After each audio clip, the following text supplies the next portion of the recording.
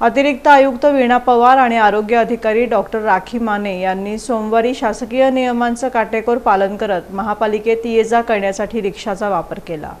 राज्य शासनाच्या सूचनांनुसार प्रत्येक सोमवारी शासकीय वाहनांचा वापर टाळण्याबाबत सूचना देण्यात आल्या आहेत। इंधन बचत, शासकीय खर्चावर नियंत्रण तसंच पर्यावरणपूरक संदेश देण्याच्या उद्देशानं हा उपक्रम राबवला जात आहे।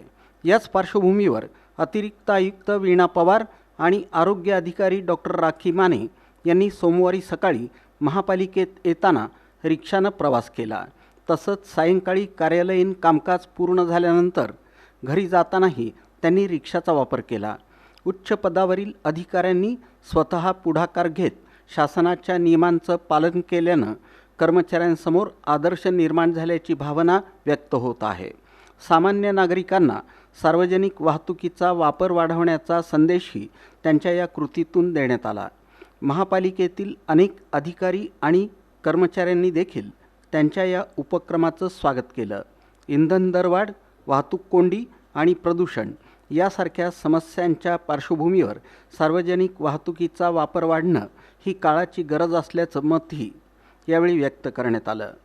सोलापूर महानगरपालिकेतील वरिष्ठ अधिकाऱ्यांनी स्वतः उदाहरण घालून दिल्यामुळं शासनाच्या सूचनांचं पालन अधिक प्रभावीपणे होण्यास मदत होणार असल्याचं बोललं जात आहे।